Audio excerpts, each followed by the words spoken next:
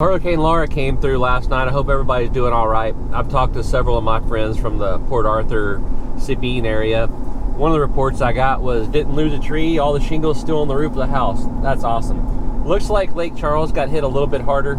So I hope everybody out there watching, I hope y'all made it through okay. If you didn't, I know that myself and a lot of my subscribers, viewers on this channel will do anything for anybody. If you need something, hit me on the Facebook page.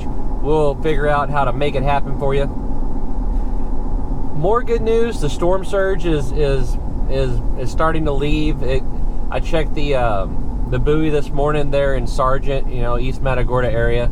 It was about 2.5, 3 foot above normal, but it's dropping pretty quickly. So fishing tip of the day, if you're out fishing, I would be in front of a drain fishing that water that's running out. Today we are going to see Mike Butler at Anglers Anonymous. I am taking my Lew's inshore reel. It's my favorite reel. It's not the lightest one Lew's makes, but bang for the buck and for toughness and longevity, this inshore is awesome. I love it. I've been getting requests to do a, reel maintenance video. What do you do with your reel at the end of fishing?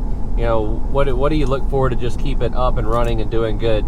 So rather than myself try to tell you about it, why not go see an expert? Mike over at Anglers, he has a 5-week backlog. He does a great job. He takes care of all of my stuff.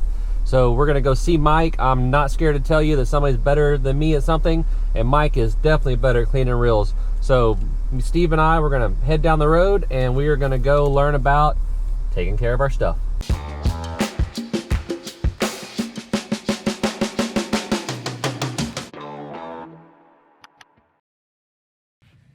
All right, so here it is, the big question. I've been being asked this, Mike. This is our 25th video. Wow. 25. That's amazing. It wasn't long ago, and I was like, hey, man, I think I'm going to start a YouTube channel. Yeah. I can't believe I didn't get kicked off by number 7. Well, they're good videos. A lot of good information. They're enjoyable to watch. The time frame of them is good, so you hold people's attention. You keep giving good information. Well, it's the people watching them that it gives me the topic and, what do people want to see, right? Yep. So one of the topics I have is, maintenance of our reels. What do you do whenever you get off the water to clean it up?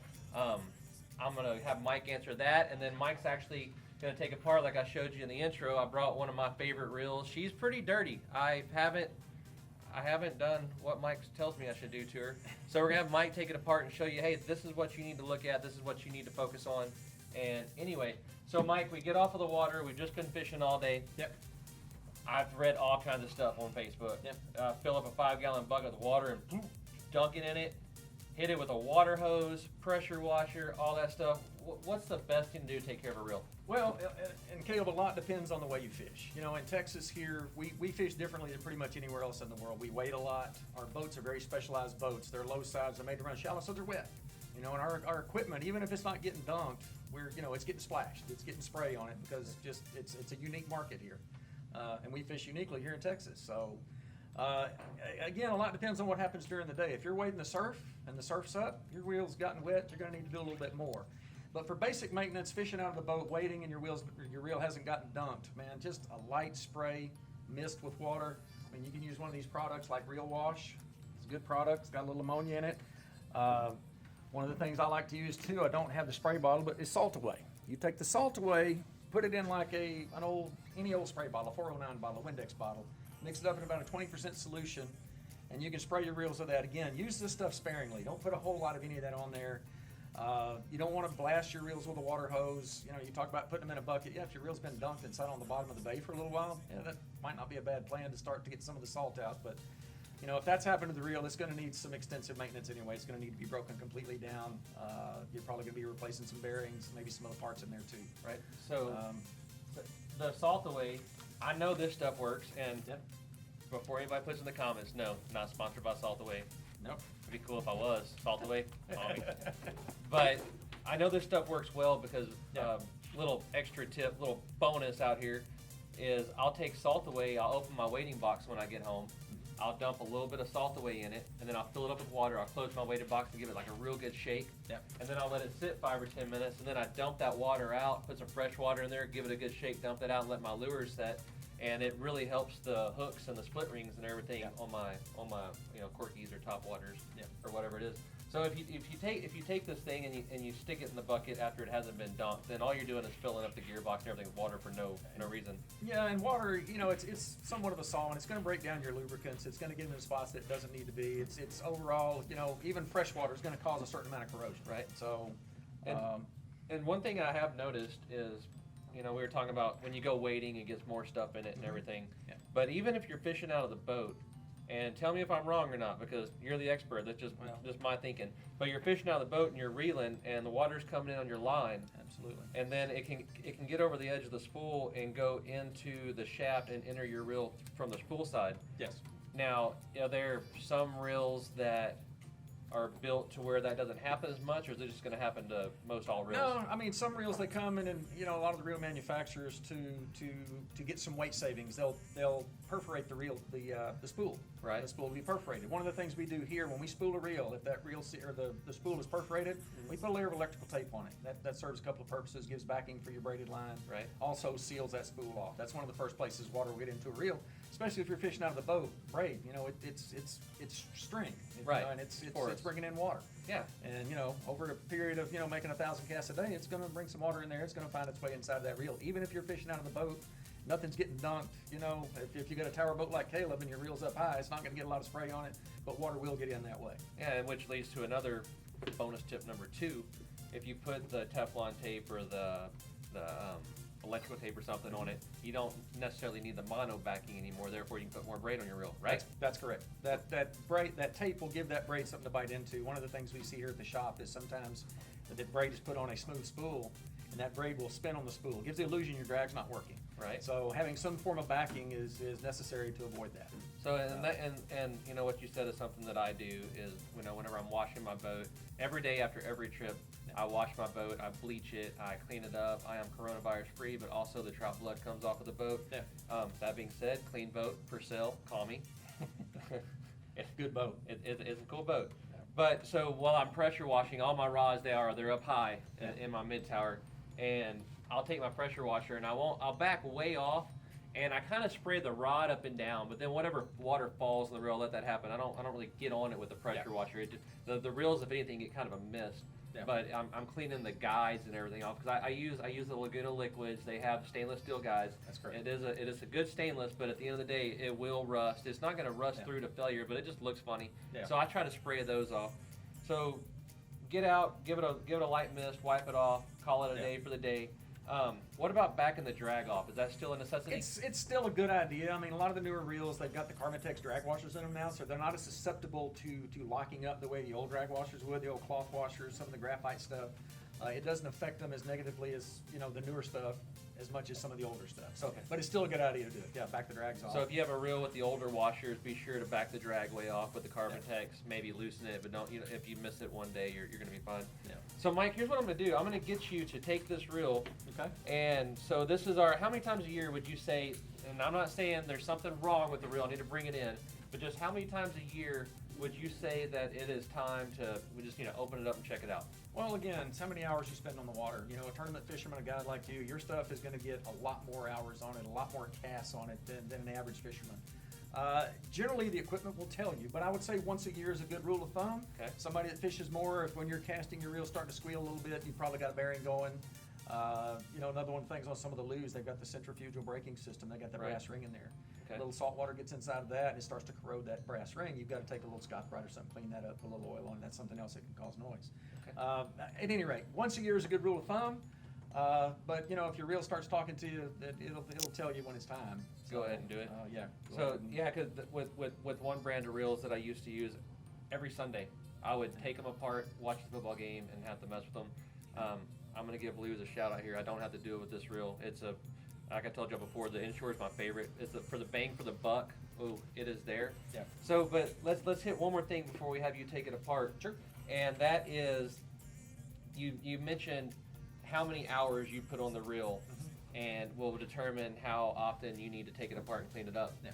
Now, I know boat motors, and I've seen with reels, because I don't take the best care of my reels, but I use them almost every day, so those parts are always moving. So if I have one little piece of salt water in there, well, within 8 hours, I'm doing this to it again and kind of spreading it out and throwing it out. Yeah. So maybe, could be wrong, but maybe if you're planning on you know you're not going to fish for the next 45, 60 days. Yeah. Maybe it's still a good idea to, hey, I've got a couple hours to kill here. Let's take it apart and hit it with some oil and all that stuff.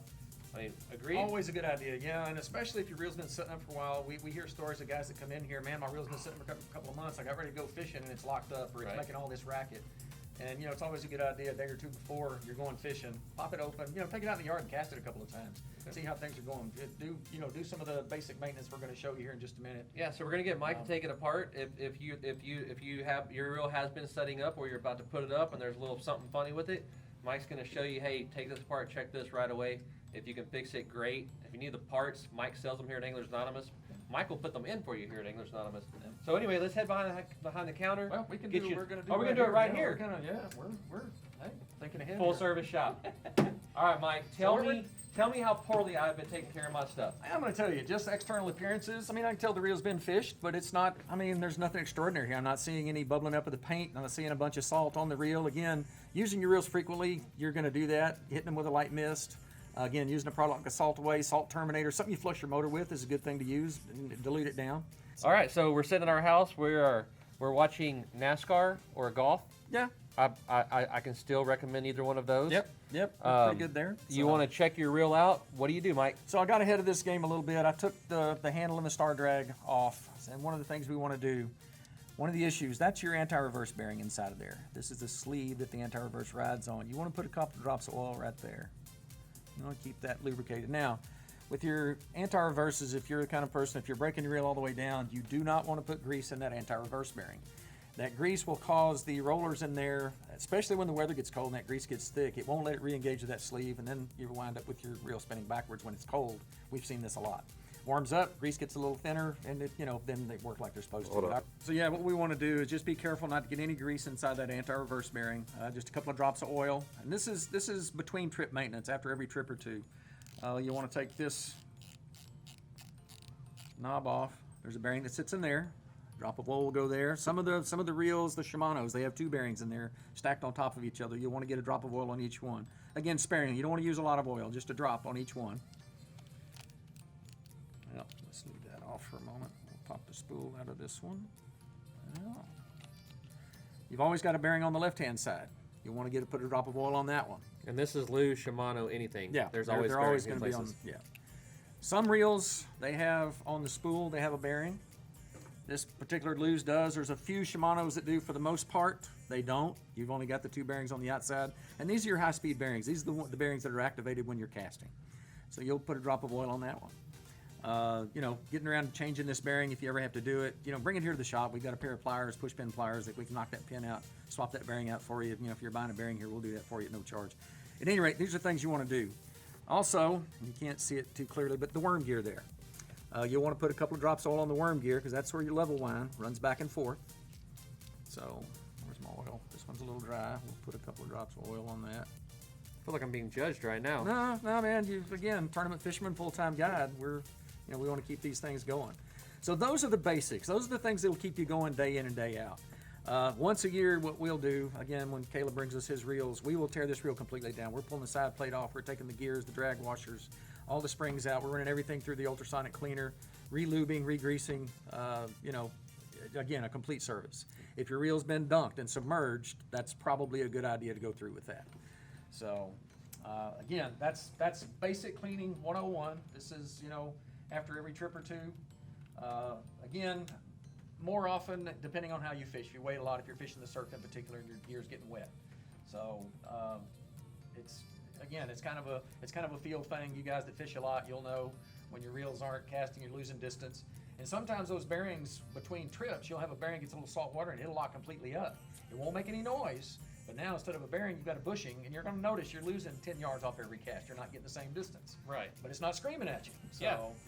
And so that's the common offenders there that Mike just showed you. Is something that anybody can do from their house. Like Mike said, if it's something that's deeper and in depth, then you probably want to bring it to somebody, give it to somebody. Even if you figure out how to take it apart, trust me on this, it is not always easy to put it back together. If you do, take pictures of every step, but it took me a long time to figure out how to take them apart and put them back together. So, Mike, thanks so much for spending your time. Your store's been closed like 20 minutes now. There's people, there is a line out there. They're angry, they're holding pitchforks right now. Yeah. But hey, anything for the viewers on Captain Caleb TV? This is Mike Butler, this is Anglers Anonymous. He told you how to maintain them, how to check your spots. Couldn't appreciate you any more than we already do. This is our third video I think we've done with you. Yeah. So very lucky to have Mike here. You guys are lucky to have Mike here. And thank you so much. Here's your Always reels. welcome. Take care of them. Don't spray them with water hose. Don't put them in the bucket. Don't put them in the bathtub. And we will catch you on the next one.